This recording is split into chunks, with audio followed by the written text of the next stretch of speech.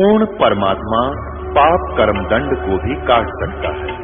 अभी तक जिस भी संत व महापुरुष से मिले उन्होंने यही बताया कि पाप कर्म फल भोगने से ही समाप्त होगा। वो प्रभु कौन है जो पाप कर्म को काट देता है, वो काल के बंधन से छुड़वा देता है। उसका क्या नाम है, पूजा की विधि क्या है? कृपया अवश्य सुनिए जगत गुरु तत्वदर्शी संत रामपाल जी महाराज के अमृत वचन।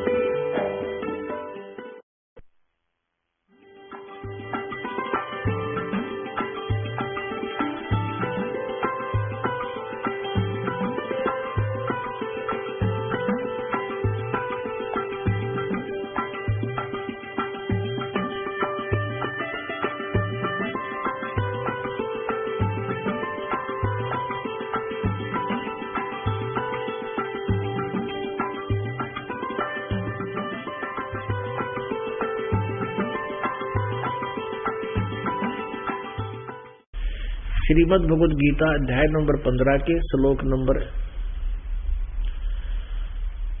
1 से लेकर 4 तक। इसको समझने से पहले थोड़ा सा हमने ये देखना होगा कि रजगुण ब्रह्मा है, सतगुण विष्णु, तमगुण शिव जी।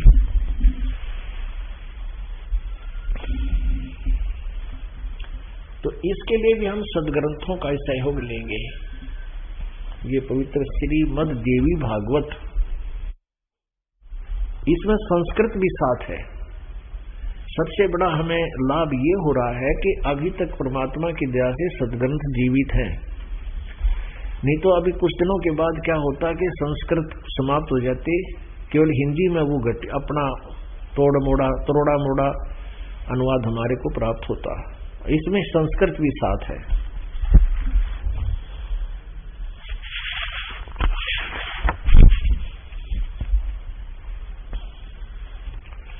अथ देवी भागवतम, अथ देवी भागवतम भाषा टीका सभाष टीकम सहमातम। यह है खेमरा श्री कृष्ण दास प्रकाशन बंबई 4। इसके तीसरे स्कंद में ये देखिएगा,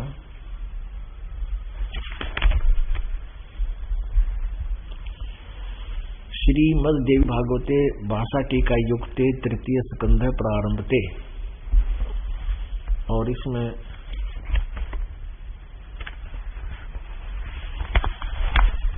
ये तीसरा स्कंध है, देवी भागवत पृष्ठ 11 पे, अध्याय नंबर 5। इसका श्लोक नंबर हम 8 पढ़ देंगे। 7वां या समाप्त हो जाता है, 8वां ये प्रारंभ होता है। हे माता, शंकर भगवान अपनी मां दुर्गा से प्रसन्न कर रहा है, प्रार्थना कर रहा है। हे माता, यदि हमारे ऊपर सदा आप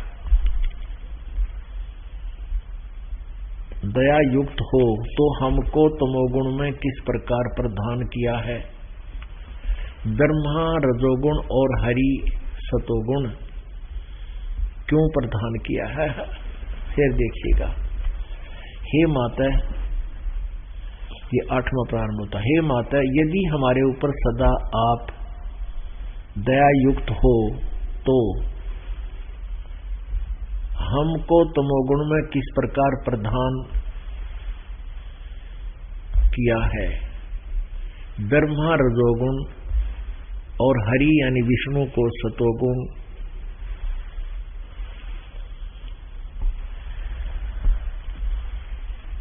युक्त क्यों किए हैं, युक्त किए हैं। अब संस्कृत भी देखेंगे हम, क्योंकि इसमें सबसे बड़ा फायदा ये होगा कि हम संस्कृत भी पढ़ सकते हैं। यदि दया धर्मना, ये 7वां श्लोक समाप्त, 8वां प्रारंभ होता है। यदि दया धर्मनान सदाम्बिके कथम अहम विहित है, मैं क्यों बना दिया तमोगुण। शंकर भगवान करे मैं तमोगुण क्यों बना दिया। और कमल जय कमल से उत्पन्न होने वाले ब्रह्मा को कमल जय रजोगुण संभव मैंने उत्पन्न कर दिया। कमल जय कमल से उत्पन्न वाले ब्रह्मा को अपने रजोगुण क्यों बना दिया। और सुविहित किमु सतोगुण हरि, विष्णु को आपने क्यों सतोगुण उत्पन्न कर दिया। इति सिद्धम रजगुण ब्रह्मा है, सदगुण विष्णु, तमगुण शिव जी। अब हम आते हैं इस पवित्र सदग्रंथ श्रीमद् भगवत गीता जी को, अध्याय नंबर 15 का श्लोक नंबर 1 से लेकर 4 तक को विस्तार से पढ़ेंगे। पुण्यात्माओं, हम पहले गीता जी के प्रतिदिन नित्य पाठ किया करते थे, रुचि बढ़ती थी, प्रतिदिन करते थे। अन्यों ये पता नहीं था इसमें व्याख्या की है। अरीब वही सदग्रंथ आपके समक्ष विद जो ना सोल्यूशन अनुवाद के साथ आपको पढ़ाया जा रहा है। लाभ तो वही होगा जो पहले समझते थे। ज्ञान यज्ञ का लाभ तो है, पर यथार्थ ज्ञान होगा। अब पहले ज्ञान था को नहीं और पढ़ते पढ़ते थे, अब ज्ञान भी लाभ भी है और समझ भी रहे। देखिएगा अध्याय नंबर 15 का श्लोक नंबर 1 से 4। अथ पंचदशो अध्याय, 15वां अध्याय है, 15वां अध्याय। इसका प्रथम मंत्र है ऊर्ध्व मूलम। ऊर्ध्व माने ऊपर, ऊर्ध्व ऊपर को, मूल माने जड़ वाला, अध शाखम नीचे को शाखा वाला, अश्वत्थम प्राहु अवम ये पीपल का एक वृक्ष, मजबूत वृक्ष, अविनाशी कहा गया है, ये समझ लो। संसार रूपी वृक्ष है ये। छंदासी यस्य प्रणानी, इसके पत्ते आदि जो हैं ये इसके विभाग हैं, छंद हैं, अलग अलग टुकड़े हैं। यह तम वेद जो इस अज्ञान रूप अंधकार में छुपे हुए इस संसार रूपी वृक्ष के ज्ञान को समझता है। स वेदवित, वह वेद के जानने वाला है, तत्वदर्शी संत है। वेदवित माने तत्वदर्शी संत, यहां देखना है इन्हीं के शब्दों में। ऊर्ध्व मूलम आदि पुरुष परमेश्वर मूल वाले, ये क्या कहते हैं कि आदि पुरुष परमेश्वर तो जड़ है, समझो इस संसार रूपी वृक्ष का, ठीक है।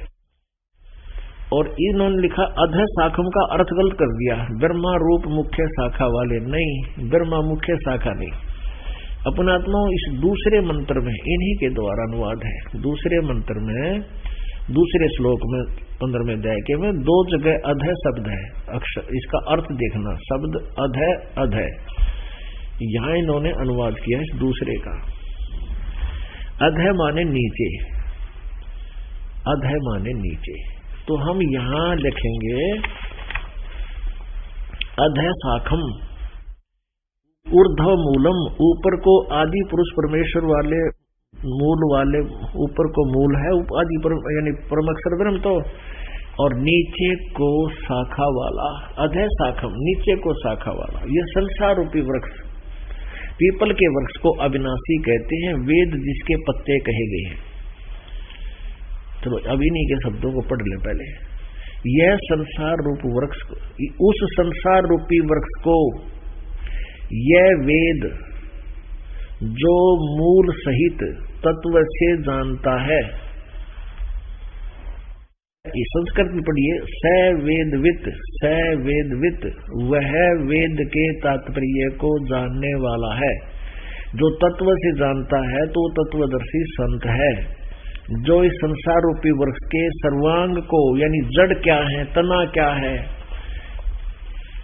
ऊर्ध्व मूलम अध शाखम अश्वत्थ प्राहु अवम, छंदासी यस्य प्रणानी, जिसके टुकड़े हैं पत्ते आदि, और यह तम वेदों को जानता, स वेदवित, वो तत्वदर्शी संत है। इस तत्व ज्ञान को 600 वर्ष पहले सच्चिदानंद घन ब्रह्म ने अपनी अमृतवाणी को अपनी वाणी में, अपनी कबीर वाणी में लिपिबद्ध करवा रखा है। उसमें बताया है अक्षर पुरुष एक पेड़ है निरंजन वाकी डारे, तीनों देवा शाखा है भाई पात रूप संसार। पुणात्मा कतीनों फड़क कर बैठ जाओ, ऐसी गजब की बात आज तक देखी ना सुनी, इतनी अनमोल कथा आपको सुना रहे। पहला सांग देखने जाया करते, सारे दिन सारी रात मुंह पाड़े रहते, हा कुछ कह देखना न सुनना कुछ है, और पड़े रहते रेत में। आज परमात्मा ने कितनी दया की, अपने बच्चों पर अमृत बरसवा रहे हैं आपके ऊपर इस दास के माध्यम से। ना जाने आपके कौन से पुण्य उदय हुए जो ज्ञान सुनने मिल गया। काल ने तो जो पताल में ठोक रखा था। इस दास का ऐसा प्रयत्न समझ लो जैसे कहते हैं इस पृथ्वी को समुद्र में डबो रखा था और भगवान लाए थे काट गए। तो ये ज्ञान आज इस दास ने इतनी प्रयत्न से ऊपर लाना पड़ रहा है, इतना प्रयत्न हो रहा है। भगवान ने कहा था अक्षर पुरुष एक पेड़ है निरंजन वाकी डारे, तीनों देवा शाखा है ये पात रूप संसार।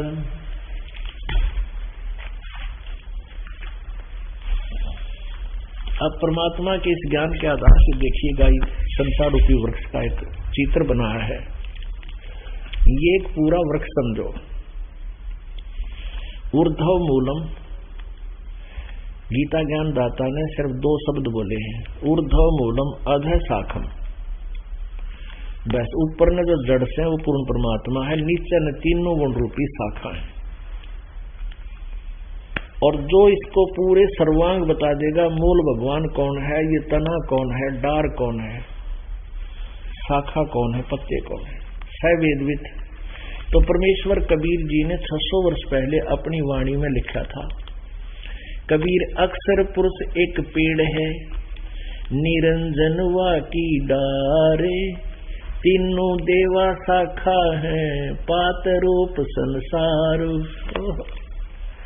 तो भगवान थे ये परमात्मा, तत्वदर्शी संत की भूमिका करने आए थे कबीर भगवान।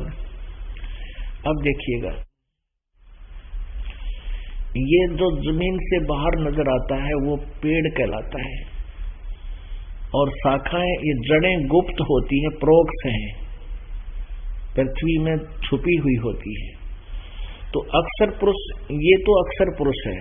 गीता जी अध्याय नंबर 15 के श्लोक नंबर 16 और 17 में 3 भगवान बताए, एक तो जड़, और ये अक्षर पुरुष, और ये क्षर पुरुष, ये मोटी डार। ये सर पुरुष के 3 पुत्र हैं, 3 शाखा इसके, 3 इसके जो है पुत्र हैं, रजगुण ब्रह्मा, सदगुण विष्णु, तमगुण शिव जी।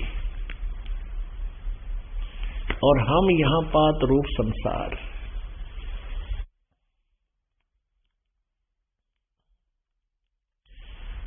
ऊर्ध्व मूलम अधः शाखम, ऊपर को जड़ और नीचे को शाखा वाला यह संसार रूपी वृक्ष। अब इसको डिटेल से बताते हैं। अब श्रीमद् भगवद गीता को दिखाते हैं, उसके बाद फिर आपको वर्बली बताएंगे। ये 15वां अध्याय का आपने प्रथम मंत्र पढ़ लिया।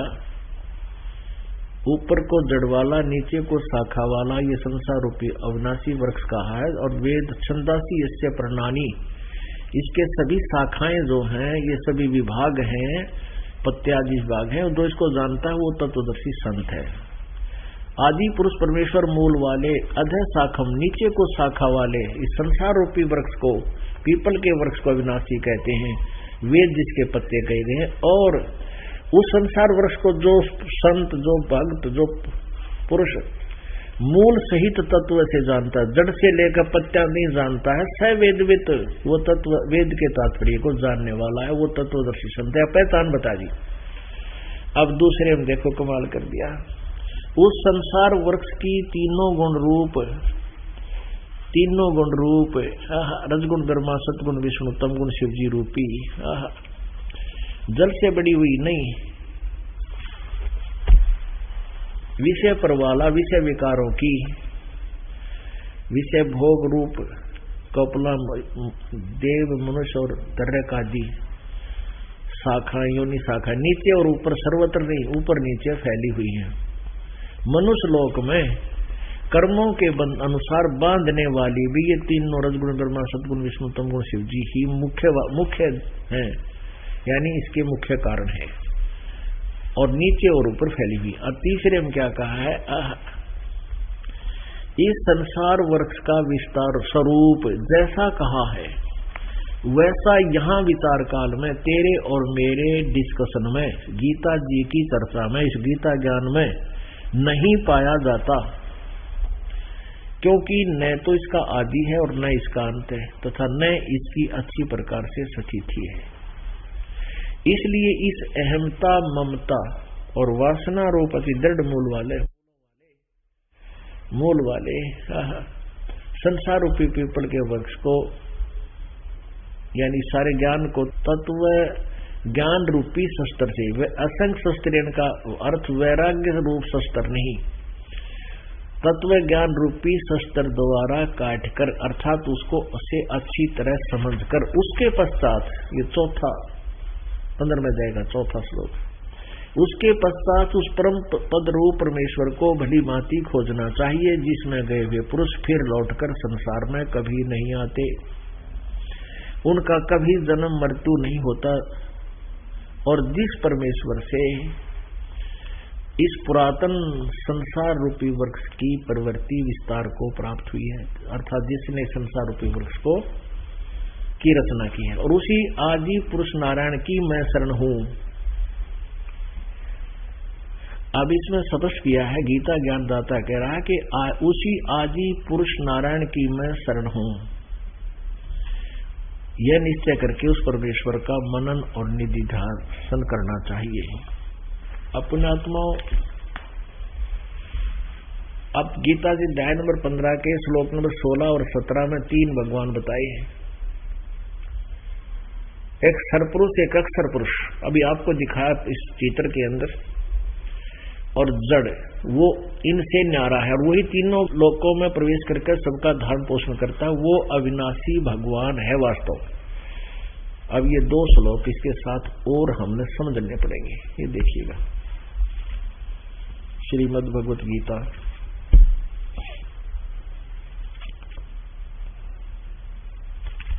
अध्याय नंबर 15 के 16-17,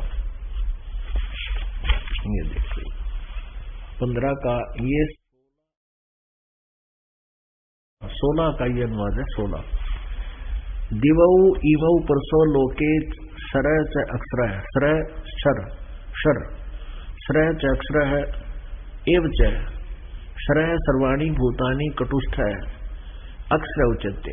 इसका अर्थ है कि इस मिट्टी पृथ्वी वाले लोक में, क्योंकि ये सरपुरुष और अक्षर पुरुष के लोक नाशवान हैं, ये पृथ्वी वाले लोक कहलाते। इन पुरुष पृथ्वी वाले लोक में 2 प्रकार के परमात्मा है, एक सरपुरुष और एक अक्षर पुरुष, और इसी प्रकार इनके लोकों में भी सभी प्राणी नाशवान हैं और जीवात्मा अविनाशी सभी का होता ही है। इनका अनुवाद, इस संसार में नाशवान और अविनाशी भी 2 प्रकार के पुरुष यानी परमात्मा है, और संपूर्ण प्राणियों के शरीर नाशवान है और जीवात्मा को अविनाशी कहते ही हैं, तो कहा जाता है। अब 17वें में कहा है कि उत्तम पुरुष तु अन्य परमात्मा इति उदाहरते है, यह लोकतरम आविश्य विभर्ति अवैश्वर है, जो तीनों लोकों में प्रवेश करके सबका धारण पोषण करता है। उत्तम पुरुष तो अन्य ही है इनके अनुवाद में, जो तीनों लोकों में प्रवेश करके सबका धारण पोषण करता है, वह एवं अविनाशी परमेश्वर परमात्मा इस प्रकार कहा जाता है। इसमें स्पष्ट हो गया है कि सरपुरुष और अक्षर पुरुष इनसे कोई और परमात्मा है, और वही वास्तव में अविनाशी है, वही तीनों लोकों का प्रवेश करके सबका धारण पोषण करता है। अब पौधे को खुराक कहां से चलती है? पौधे को खुराक चलती है जड़ से, पेड़ को। पुण्यात्माओं, जो इस दास के ज्ञान को विधिवत नहीं समझ पाते हैं, वो कहीं सुन लेते हैं प्रवचन में कि ब्रह्मा विष्णु महेश की पूजा करने वालों को गीता जी ने मना किया है। तो ये सोच लेते हैं कि रामपाल तो ब्रह्मा विष्णु महेश की पूजाएं छुड़वाता है, ब्रह्मा विष्णु महेश की पूजा को हमसे दूर करता है। नहीं, हमारे तत्व इस पूरे ज्ञान को ना समझकर ही ऐसे विचार उत्पन्न हुआ करते हैं। जब आप ढंग से इसको समझ जाओगे तो फिर समझ में आएगा। जैसे ही संसार रूपी एक वृक्ष है, जड़ तो पूर्ण परमात्मा है और तना उसका अक्षर पुरुष है और डार सरपुरुष है और उसके 3 शाखाएं हैं, रजगुण ब्रह्मा सतगुण विष्णु तमगुण शिव जी। और हम तो आगे पात रूप में है। अब जैसे अब ये दास ऐसे कहता है कि आप जी ने जो शास्त्र विधि अनुसार साधना नहीं कर रखी उसको सीधा कर लो। आप भक्ति रूपी पौधे को उल्टा बीजे बैठे हो, इसको सीधा कर लो, शास्त्र अनुकूल साधना कीजिए, पूर्ण परमात्मा को इष्ट मानकर उसकी पूजा कीजिए, फिर आपको लाभ जो होगा वो ब्रह्मा विष्णु महेश ही देंगे। शास्त्र अनुकूल साधना से हमारे शुभ संस्कार बनते हैं। शास्त्र विधि त्याग कर मनमाना साधना करने से हमें कोई लाभ नहीं होता।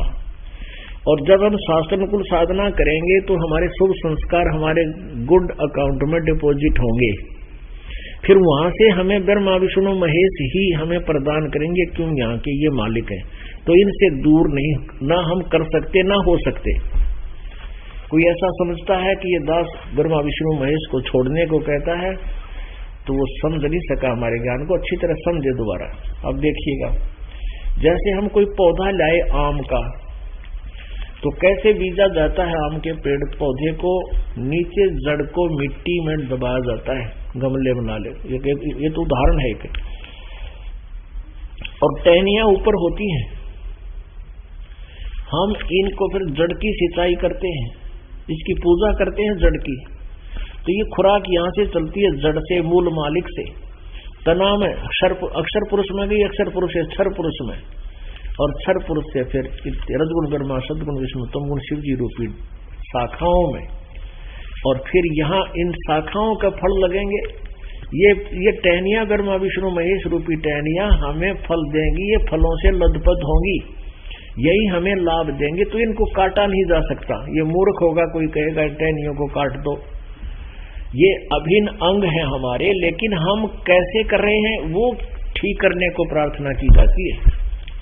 हम ब्रह्मा विष्णु महेश की पूजा करते हैं और मूल की पूजा ब्रह्मा पूर्ण परमात्मा की परम अक्षर ब्रह्म की पूजा हमने छोड़ दी। इसलिए हमारा भक्ति रूपी पौधा सूख गया, हमें कोई लाभ नहीं हुआ। हम नास्तिक हो गए, चोरी करने लग गए, मिलावट करने लग गए, डाके मारना और पता नहीं के कुकर्म करते हैं। आपसी नाते खराब कर दिए माया के लिए, वो माया फिर भी ना मिलती। और परमात्मा ऐसे लाभ देता है,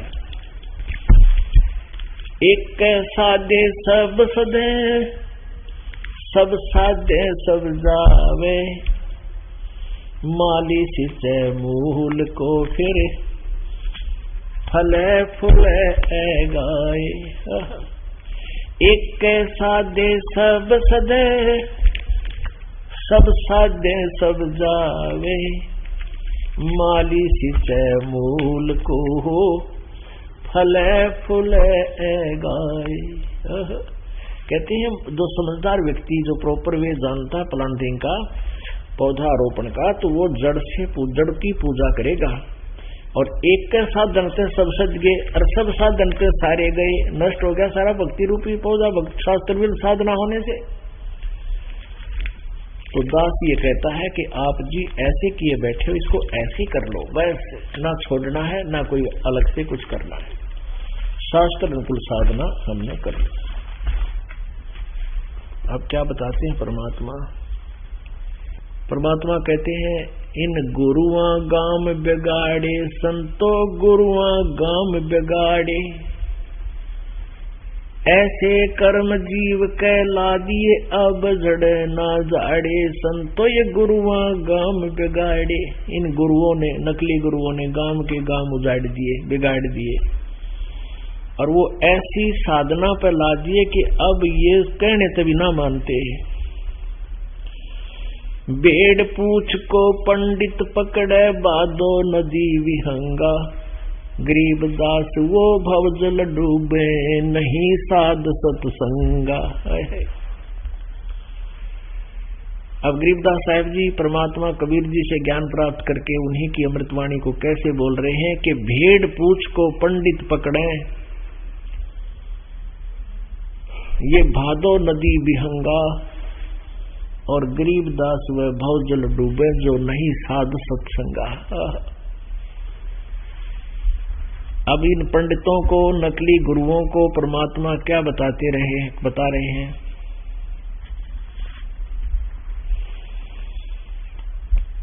कि जैसे भादों के महीने में वर्षा अत्यधिक होती है और सभी दरियाएं आवश्यकता से अधिक जल लेकर चल पड़ती हैं, यानी बहुत उग्र रूप धारण करके बह रही होती है, और उससे पार करने के लिए कोई खड़ा है और उसको कोई विधि बताता है कि इस भेड़ की पूंछ को पकड़ दे और ये तुझे इस दरिया से पार कर देगी।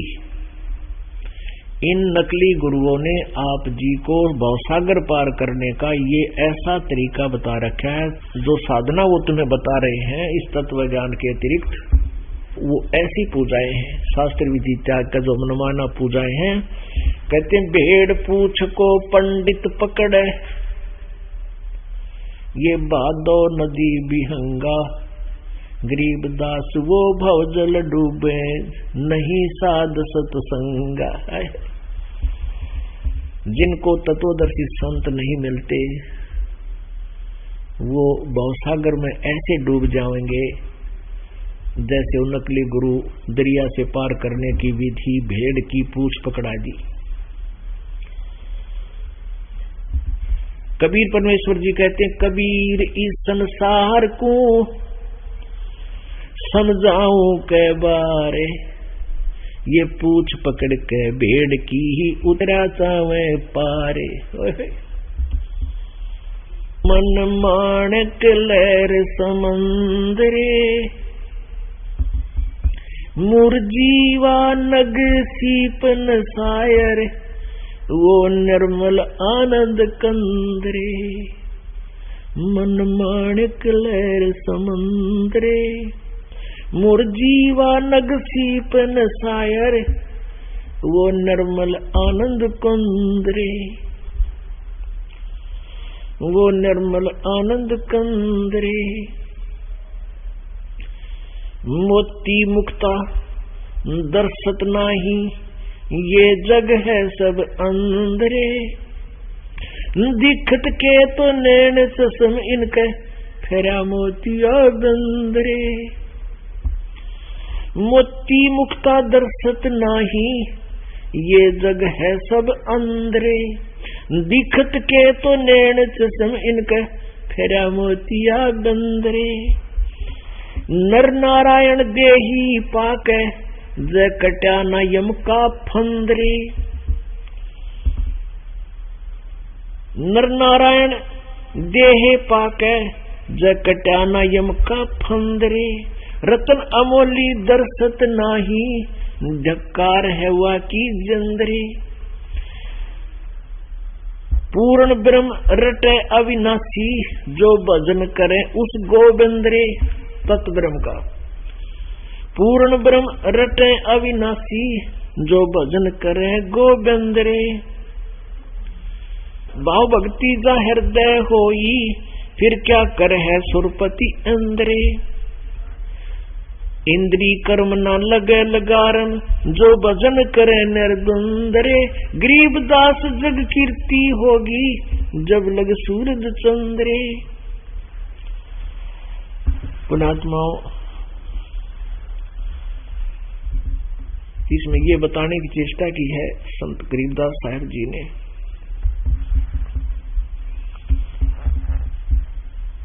कि जब तुम सत साधना प्रारंभ कर दोगे,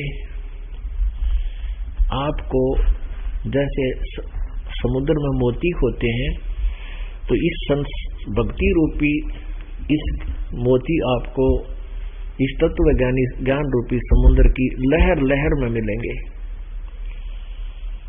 और फिर बताते हैं कि इन जिनको तुम विद्वान मानते थे, ऋषि मंडलेश्वरों को, इनका मोतिया बंद हो रहा था, तत्व ज्ञान नहीं था।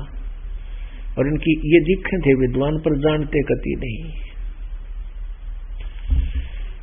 वेद पढ़े पर भेद न जान, ये बाँचे पुराण 18। जड़ को अंधे पत्ते खिलाव, ये भूल गे सर्जनहारा।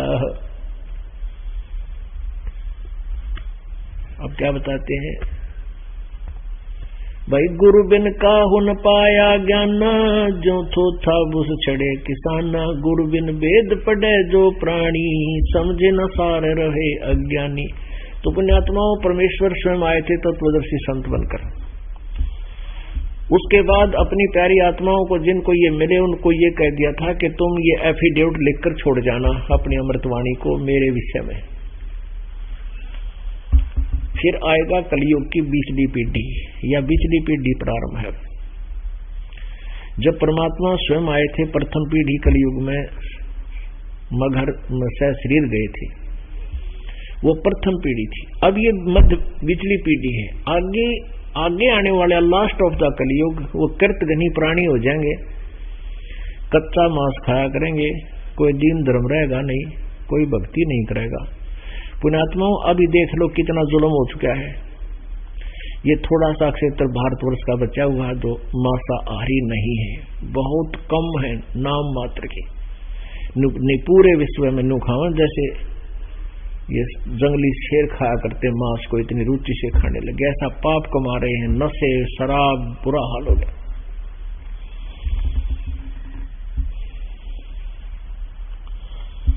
और लास्ट में और 100, 200, 1000, 2000 वर्ष के बाद क्या होगा इस प्राणी का?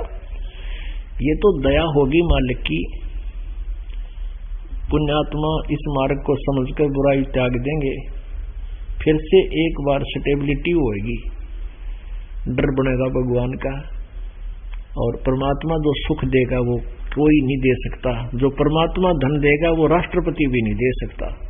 संसारिक सुख के साथ साथ हमें आध्यात्मिक लाभ भी मिलेगा। आप देखो, हमारे देश के प्रधानमंत्री थे इंदिरा गांधी जी। अब उसके जो आश्रित लोग थे उनसे कितना लाभ ले सकते थे। वो स्वयं भी एक अंगरक्षक ने उनको हत्या कर दी। उनके पुत्र सुपुत्र थे राजीव गांधी जी, वो भी किसी दुष्ट ने मार दिए। उनका पुत्र था वो भी एयर क्रैश में मर गया, दूसरा छोटे वाला। तो पुण्यात्माओं, हम जिन का सहारा लिए बैठे हैं वो हमारे सहारे कंप्लीट नहीं है। हमने सारा आश्रय तकना चाहिए परमात्मा का, और हम एक दूसरे का आश्रित हो गए नहीं। तो कहने का भाव ये है कि जब हम परमात्मा की शरण में आएंगे तो एक बार हमें इतना सुख होगा, और उन एक्सीडेंटों में, दुर्घटनाओं में भगवान रक्षा कर सकता है और कोई नहीं कर सकता। तो जब हम परमात्मा के विधिवत साधक होंगे, शास्त्र अनुकूल जब साधक होंगे, क्योंकि हमें ज्ञान होगा कि कबीर परमेश्वर के अतिरिक्त हमारा कोई नहीं है, और हम उनके अतिरिक्त किसी की पूजा कभी नहीं करेंगे। हम पतिव्रता पद पर आ जाएंगे। ये बस की बात को ना, स्वाभाविक हो जाएगा हमारे लिए। जैसे गीता जी अध्याय नंबर 2 के श्लोक नंबर 46 में कहा कि अर्जुन,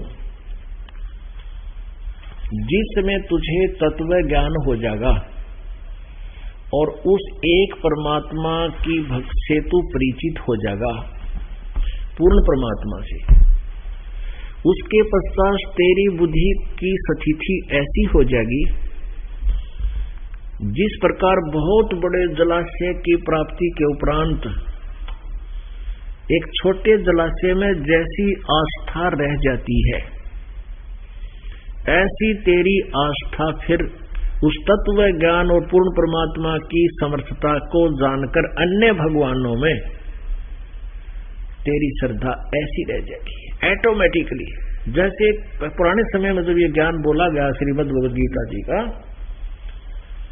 उसमें सब कुछ जो सिंचाई भी, जलपान, अब पानी पीना, जल पीते थे, पशुपालन, ये सभी जलाशयों पर होता था। कुछ जलाशय, तकरीबन जलाशय ऐसे होते थे जिन वर्षा हो गई, उसमें पानी शटोर हो गया, सारा वर्ष उससे काम चलाते थे। और यदि एक वर्ष वर्षा ना हो तो वो जलाशय सूख जाता था। उस पर आश्रित व्यक्ति भी दुख को महसूस करते थे, परेशान हो जाते थे, तरफ तरफ कर मर जाते थे।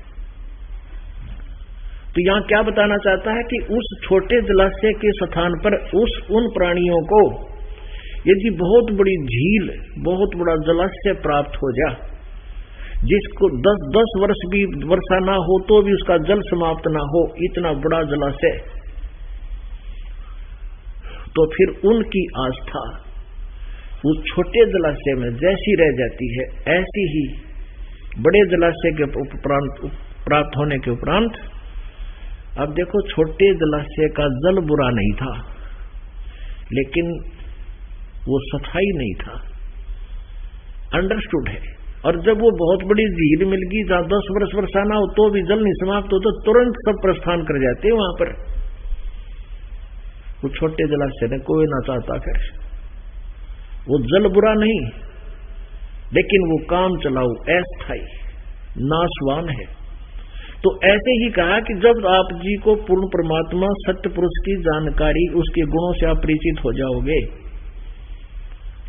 फिर अन्य भगवानों में आपकी साधना आस्था ऐसी हो जाएगी, अर्थात आप फिर उनको सपने में भी नहीं चाहोगे। तो परमात्मा ये कहना चाहते हैं कि भाई, जब तुम मेरे ऊपर आश्रित हो जाओगे, किस प्रकार आश्रित होना है? जैसे पुण्यात्माओं, एक आदर, सत्कार और पूजा में, आदरणीय और पूज्य में बहुत अंतर होता है। आदरणीय तो बड़े विद्वान राजा लोग, संत जन, भक्त जन, बहन भाई, बुजुर्ग सभी आदरणीय होते हैं, लेकिन पूज्य एक ही होता है। जैसे पति भर्ता पत्नी लड़की होती है, पति भर्ता जो स्त्री होती है वो पूरे परिवार में रहती है, ज्वाइंट फैमिली में रहती है, जेठ भी है, जेठानी भी है, देवर भी, देवरानी भी, सास और ससुर और ननंद। अब पति भर्ता वैसे तो सबका सत्कार करती है, पति भर्ता वही होती है जो मृदुभाषी हो, झगड़ालू ना हो, यदि और अपने पति के अतिरिक्त स्वप्न में भी किसी दूसरे पुरुष को ना चाहे, वो पति भर्ता होती है। पति भर्ता वो भी होती है जो अपने पति को के अतिरिक्त किसी को नहीं चाहे और परिवार के अंदर कड़ा मचा दे, वह पति भर्ता होते हुए भी नाश करनी है। और एक पति भर्ता ऐसी होती है कि घर में भी रहे अपने पति को, तो वो तो फाइनल होता ही है पति भर्ता का, अंडरस्टूड है। बाकी जेठ है, जेठानी है, देवर है, देवरानी है, ननंद, सास ससुर को यथा उचित सत्कार जो है और उनसे प्यार ते रहे, तो वो उनका सत्कार करे, आदरणीय है उसके वह कौन सास ससुर है और बड़े जेठ जेठानी है, उनको बड़े भाई बहन के तुल, और छोटी देवर देवरानी है, उनको छोटे भाई बहन की तरह, और ननंद को अपने छोटी बहन की तरह। तो इस तरह सत्कार, जो माता पिता को, सास ससुर को माता पिता के तुल्य सत्कार करे, लेकिन उसकी अपनी आस्था जो होती है अपने पति में ही रहती है। जब भिन्न होते हैं ना, अलग अलग न्यारे होते हैं, तो उस समय उसका देखा, फिर उसके त्योर देखा चलते समय अपने सारे आइटम ठाठा का अपने घर धर लेगी, एक ना छोड़ा उनका दूसरा के। तो ऐसे ही पुण्यात्माओं, अब हम यहाँ ज्वाइंट फैमिली में रह रहे हैं, ये ब्रह्मा विष्णु महेश ये सभी देव हमारे एक परिवार के अंग हैं। ये आदरणीय है लेकिन पूज्य नहीं है। हमारे पूज्य हमारे कबीर परमेश्वर हैं, वो परम अक्षर ब्रह्म है। उनकी पूजा से जब तक हम संसार में रहेंगे इनके साथ हैं, और जब हम इनसे न्यारे होंगे सतलोक चलेंगे, अपनी पाई पाई इकट्ठी कर गोज में गाल लेंगे अपने राम नाम की पूजा भक्ति, और अपने मालिक अपने पति के साथ चले जाएंगे। जैसे वो पति बढ़ता फिर अपने पति के कक्ष में अपने सारे सामान न ठाकर रख लेती है। तो पुण्यात्माओं, जब हम ऐसे पति भरता यानी अन्य किसी देव से भी स्वप्न में भी हम कुछ इच्छा ना रखें अपने संसारिक सुख की, केवल एक अपने मूल मालिक कबीर देव से, कबीर साहब से हम इच्छा रखेंगे, उसके अतिरिक्त किसी में स्वप्न में भी नहीं चाहेंगे, तो हम पति भरता पद पर आगे, हम पति भरता भक्त हैं। अब परमात्मा क्या बताते हैं? पति भरता जमी पर जो जो धर है पावे, समर्थ झाड़ू देत है ना काटा लग जावे। क्या बताते हैं कि जब आप ऐसी आ जाते हो स्थिति में, कबीर जी के अतिरिक्त आप किसी के मन में स्वप्न में भी नहीं चाहते किसी देव को, तो फिर आप अपने जीवन रूपी सफर में जब चलते हो, पैदल सफर करते हो, प्रस्थान करते हो, परमात्मा आपके पाप रूपी कांटों को ऐसे बुहारता चलता है आगे आगे कि मेरे बच्चे को मेरी प्यारी आत्मा के कर्म रूपी पाप कर्म रूपी कांटा लाग चुभ ना जाए, आपके दुखों को ऐसे दूर करेगा।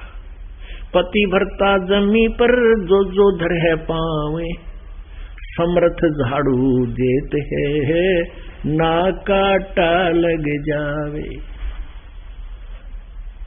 आप देख लेना कुछ दिनों के बाद जब आप इस परमात्मा से परिचित हो जाओगे और सच्ची भक्ति करोगे, सब पूजाएं त्याग दोगे। अब क्या करते हो? शुरू में आते हैं, डरते रहते हैं उन आन उपासना को छोड़ने से, नाम भी ले लेते हैं और डरते डरते उनको भी नमस्कार पड़े पड़े करे जाते हैं, तो उनको लाभ नहीं होगा भूल कर भी। या तो एक कदम उस पटरी पर खड़ा हो जाना है जिस पर गाड़ी चला करती है, गड्ढा में तो गेर न रखी थी हमने। 100 वर्ष सतगुरु की पूजा एक दिन आन उपासी, वो अपराधी आत्मा फिर पड़े काल की फांसी। कहते हैं इतनी भयंकर है वो गलत साधनाएं जो तुम कर रहे हो, शास्त्र विधि त्याग के मनमानी आन उपासनाएं, अन्य देवताओं की, भूतों की, प्रेतों की श्राद्ध प्राद्ध जो निकालते हो, इतनी भयंकर है। जैसे 100 वर्ष तक साधना कर ली और एक दिन आन उपासना कर ली, दूसरी साधनाएं जो तुम करते हो शास्त्र विधि त्याग का मनमाना आचरण, परमात्मा कहते हैं वो अपराधी आत्मा फिर पड़े काल की फांसी। इतनी भयंकर है इस भक्ति मार्ग में अन्य आन उपासना, यानी नियम को भंग नहीं होने दे। परमात्मा कबीर जी के अतिरिक्त किसी में श्रद्धा आपकी ना रहे, फिर देखना आपके घर में सुख है। आप सोच भी नहीं सकते वो सुख देगा भगवान आपके घर में। आपने सुना होगा, कभी देखा नहीं होगा, वो चमत्कार आपके घरों में होंगे, वो दुख आपके दूर होंगे कबीर परमेश्वर से। बोलो सतगुरुदेव। परमपिता परमात्मा सर्व सृष्टि रचनहार, कुल के मालिक, सबके मालिक, कुलधनी कबीर परमेश्वर जी की असीम कृपा से आप जी को ये सत्संग सुनने को मिला। पुण्यात्माओं, परमेश्वर कबीर जी ये सर्वशक्तिमान परमात्मा है, सबके मालिक हैं। हम सभी के एकमात्र यही वो पिता हैं, यही वो माता हैं जिसको हम कहा करते थे, तुमेव माता च पिता तुमेव बंधु च सखा तुमेव विद्या च द्रविण तुमेव सर्व मम देव देव। अब हम ये सेंटेंस बोलना जरूर करते थे, याद भी कर रखा था, घोट रखा था, पर हम किसके लिए ये बोल रहे थे, किसको मान रहे थे कि वो है देवों का देव, भगवानों का भगवान, सर्वशक्तिमान कौन है वो हमें कोई पता नहीं था। वैसे ही अटकलबाजी से हम अपनी क्रियाएं किया करते थे। उस परमेश्वर ने स्वयं आकर अपनी जानकारी दी, क्योंकि यहाँ के भगवान ने, यहाँ के स्वामी ने, 21 ब्रह्मांड के स्वामी ने, जिसके अंतर्गत हम यहाँ अधीन हैं, जिसके अंतर्गत हम इसके जाल में फंसे हुए हैं, इस काल भगवान ने हमें यहाँ पूर्ण रूपेण धोखे में रखा हुआ है। और उस परमेश्वर ने आके हमें बताया कि तुम यहाँ के रहने वाले नहीं हो, ये अच्छा ठिकाना नहीं है, यहाँ कोई जीव सुखी नहीं है, यहाँ कोई जीव स्थायी नहीं है, सबकी मृत्यु होगी और ना जाने कब हो जाएगी और किन परिस्थितियों में हो जाएगी। आज आप अपने परिवार को अपना मानते हो, इसी के भरण पोषण के अंदर सारा जीवन अपना व्यस्त रखते हो, सारा जीवन समाप्त कर जाते हो। एक पल का भरोसा नहीं परिवार के किस सदस्य की कब मृत्यु हो जाए। पुण्यात्माओं, फिर ऐसे लोक में और भय नहीं बनता, डर नहीं बनता, अपनी मृत्यु का कभी डर नहीं बनता। यह सबसे बड़ी कमजोरी है इस जीव की, सबसे बड़ी भूल है ये। हम ये क्या सोचते हैं कि वो मर गया, हम अभी नहीं मरेंगे, अभी नहीं मरेंगे। जो मरने वाला भी यही सोच रहा था, मैं अभी नहीं मरूंगा, और वो भी मर गया, उसकी मृत्यु होगी। तो कहने का भाव ये है कि हम यहाँ इस काल ने विवश कर रखे हैं, जीव को एक पल का भी चैन नहीं छोड़ रखा। इतना महादुखी किया हुआ, चाहे यहाँ कोई प्रधानमंत्री है, चाहे कोई पूरी पृथ्वी का पति है, कोई भी जीव चैन की नींद नहीं लेता। और मान लीजिए कोई ये सोच रहा है कि मेरे तो सब ठीक है, बच्चे भी ठीक हैं, अरे एक पल में बिजली गिर जा, क्यों ना जाने क्या हो जाए एक मिनट में, तो क्या ठीक है यू? तो परमात्मा कहते हैं इस झूठे सुख को सुख कहे, मान रहा मन मोद, ये सकल चबीना काल का, कुछ मुख में कुछ गोदे। इस झूठे सुख को सुख मान कर ये प्राणी यही सेट होया बैठा है। परमात्मा कहते हैं ये तो काल का आहार है, और ना जाने कब ये खा जाएगा, किसको खा जाएगा, कैसे खाता है। जैसे मृत्यु होगी, मृत्यु के उपरांत सूक्ष्म शरीर और होता है, शरीर स्थूल शरीर के अंदर, उसको तपस्या पर जाकर डाल देता है, वहां चटक मटक जीव करते हैं, और उनसे निकले हुए गंध को ये वहां आहार करता है। पुण्यात्माओं, सत्संग के माध्यम से परमात्मा की वाणी सुनाई जाती है।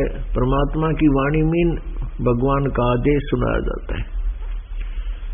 जैसा कि आप जी ने कल गीता अध्याय नंबर 4 के श्लोक नंबर 32 में स्वयं पढ़ा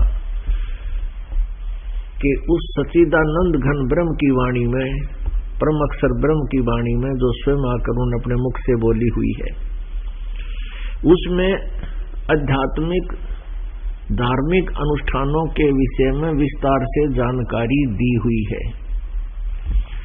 और वो कार्य करते करते, कर्म करते करते सफल होती है।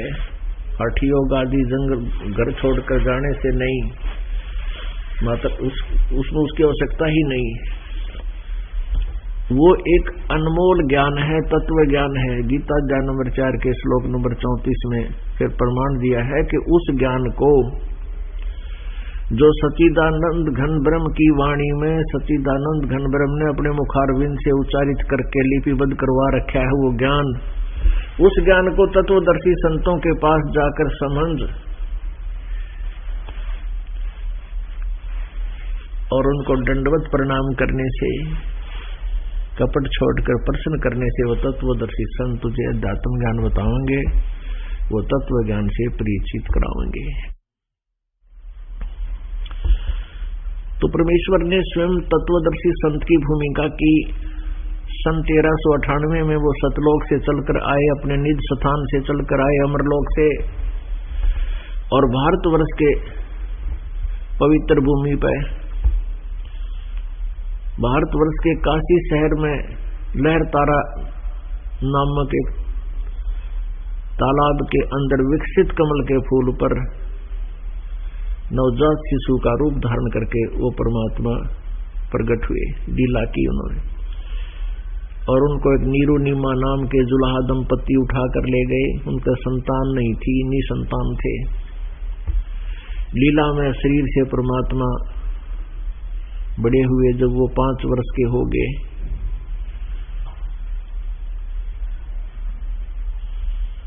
पांच वर्ष से ही वो अपनी सच्चिदानंद घन की वाणी, अपनी वाणी को अपने मुखारविंद से उच्चारण करने लगे। उनके ज्ञान के सामने बड़े बड़े विद्वान फेल हो गए, लेकिन बालक जानकर, जुलाहा जानकर, एक संस्कृत भाषा का ज्ञान न होने से उनको अविद्वान जानकर उन अनाड़ियों ने परमात्मा के यथार्थ ज्ञान को न स्वयं स्वीकार किया और न जनता तक जाने दिया, उसको दबा दिया, समाप्त करवा दिया। परमात्मा ने कृपा की हमारे ऊपर, वो लिपिबद्ध करवा दी भक्त धर्मदास जी के माध्यम से। आज वो अमृत ज्ञान हमारे समक्ष है, आज वो उसका प्रकाश हो रहा है। और वो ज्ञान इन वेदों और पुराणों और गीता जी से मेल खाता है, और इनसे जो गीता और वेदों में नहीं है, जहां पर इन्होंने कह दिया है कि तत्वदर्शी संत बताएगा, हम कंप्लीट नॉलेज नहीं रखते, तो वो ज्ञान भी उस तत्व ज्ञान के अंदर परमात्मा की वाणी में लिपिबद्ध है। वो तत्व ज्ञान क्या है उसको समझना है। कैसे? मानुष जन्म दुर्लभ है, मिले न बारंबारे, भाई तरवर से पत्ता टूट गिरे वो बहोर न लगता डार। कोटि जन्म तन भर मत होगे, कुछ ना हाथ लग्या रे, कुकर सुकर खरबया बोरे, कौआ हंस बुगारे। परमात्मा की वाणी कितनी प्यारी है, कितनी निर्णायक है, कितनी प्रेरणादायक है, लेकिन हम इस सिंपल वाणी को ना पढ़कर संस्कृत में माथा मारेंगे, उस संस्कृत के गच्छामी न करेंगे याद, उसमें वो जो वेदों में संस्कृत भाषा में वेद लिखे हैं, संस्कृत भाषा में गीता जी लिखी है। अब संस्कृत भाषा के जानने मात्र से उन वेदों और गीता का अनुवाद नहीं हो सकता। इस तत्व ज्ञान से उनका अनुवाद हो सकता है। अब परमात्मा की ने वही ज्ञान वेदों, गीता और पुराणों वाला अपनी सिंपल लैंग्वेज में जो जन साधारण समझ और पढ़ सकता है, उसमें लिपिबद्ध करवाया, ताकि जन साधारण भी इस ज्ञान से परिचित हो सके। लेकिन इस अमृत ज्ञान को इस करके रिजेक्ट कर दिया कि संस्कृत में लिपिबद्ध नहीं था, और आज ये हमारे काम आ गया, क्योंकि हम सभी आसानी से इसको समझ सकते हैं। कोटि जन्म तन भर मत होगे, कुछ ना हाथ लग्या रे। पुणात्माओं, 2 प्रकार से मानव शरीर प्राप्त होता है। परमात्मा कहते हैं मानव शरीर प्राप्त पाके नहीं रटे हरि नाम, जैसे कुआ जल बिना फिर बनवाया क्या काम। 2 प्रकार से मानव शरीर प्राप्त होता है। एक तो एक विधान बना रखा है परमेश्वर, कबीर देव ने इस काल को बनाकर दे रखा है, नहीं तो यू एक भी मनुष्य जीवन ना देता हमारे को। इतने लाखों की संख्या में प्राणी बना रखे, कुत्ते गधे सुअर अन्य प्राणी, एक और बना देता। परमात्मा ने एक विधान बना के इसको दे रखा है कि एक मानव शरीर प्रत्येक प्राणी को अवश्य मिलेगा। तो जैसे एक तो ऐसे मानव शरीर प्राप्त होता है जिस प्रकार 84 लाख योनियों के कष्ट को भोगने के उपरांत एक टर्न वाइज टर्न वाइज मानव शरीर अवश्य प्राप्त होता है, और दूसरा मानव शरीर प्राप्त होता है पिछले पुण्य से, पिछले संस्कार से कंटिन्यूस लगातार भी मानव शरीर आपको प्राप्त होते रहते हैं। जैसे आप जी जो आज परमेश्वर की शरण ग्रहण कर चुके हो और जो ग्रहण करेंगे वो प्राणी कभी ना कभी किसी ना किसी युग में, किसी जन्म में कबीर परमेश्वर के यथार्थ ज्ञान को समझा है, सुना है, उनके आधार से कुछ समय तक भक्ति भी की है। परमेश्वर की शरण में तत्वदर्शी संत या परमात्मा तत्वदर्शी संत बनाकर भेजता है अपनी शक्ति देकर। उनकी शरण में रह करके नाम उपदेश लेकर के आप जी ने कुछ समय साधना की होती है, और उस कुछ समय साधना करके आप फिर गफलत कर जाते हो, क्योंकि इस परमात्मा की भक्ति से सुख गणा होता है, क्योंकि ये सर्व सुखदायी परमात्मा है। और इस मन की एक गंदी आदत है कि जब इसको सुख हो जाता है ये भगवान से दूर होने की चेष्टा करता है। इसलिए परमात्मा ने हमें रह रहकर बहुत प्रकार के फार्मूले बताए हैं कि सुख के माथे पत्थर पड़ो, सुख के माथे सिला पड़ो, जो नाम हृदय से जावे, बलिहारी उस दुख के जो पल पल नाम रटावे। पुण्यात्माओं कई भक्त अनजान पुण्य ये कह देते हैं जी हमने 3 वर्ष हो गए नाम लिए ने, और कुछ ना कुछ समस्याएं आती ही रहती हैं। फिर उनसे ये पूछते हैं कि आपके ऊपर जो कोई ऐसी समस्याएं थी जो कहीं समाधान नहीं हुआ था, उनका क्या रहा? कि वो तो जी सारी ठीक होगी, वो तो कोई आपत्ति नहीं रही, अब छोटी मोटी ठूठा हो ही रहती है। तो पुण्यात्माओं ये परमात्मा का ऑपरेशन है, वो थोड़ा बहुत कष्ट आप पर जरूर रखना चाहता है ताकि आप भगवान से दूर ना हो जाओ। तो परमात्मा खुद भी कहते हैं कि इसे सुख का आग लगे जो भगवान से दूर करे, और बलिहारी हुआ दुख को ऐसा दुख भी दिए भगवान तेरे से दूर ना हो जाए। तो पुण्यात्माओं ऐसे प्राणी आप जी और हम रहे हैं जो परमात्मा 600 वर्ष पहले बनारस में आए थे। उस समय 64 लाख शिष्य हुए थे उस मालिक के, ना कोई मीडिया था, ना कोई प्रचार प्रसार का साधन था, क्योंकि वो परमात्मा है। एक दिन में 1000 जगह प्रकट होकर उसी रूप में और सत्संग और प्रवचन करके आया करते थे। वो करोड़ रूप बना सकते हैं, जितने प्राणी हैं उतने भी वो रूप बना सकते हैं, क्योंकि समर्थ नाम इसी का होता है। और जो बहुत दुखी प्राणी थे उनको पहले तो सुख दिया, फिर वो ज्ञान समझा, परमात्मा के शिष्य बने। 64 लाख शिष्य हो गए थे आज से 600 वर्ष पहले, जबकि पूरा भारत में अफगानिस्तान, बलोचिस्तान, पाकिस्तान, बांग्लादेश, ये सारा नेपाल और ये इराक, ईरान, गढ़गजनी तक ये सारा भारत था, और कुल मिलाकर सारे भारत की 4 करोड़ आबादी नहीं होगी, और उसमें 64 लाख से सो जाना बालकों का खेल नहीं है।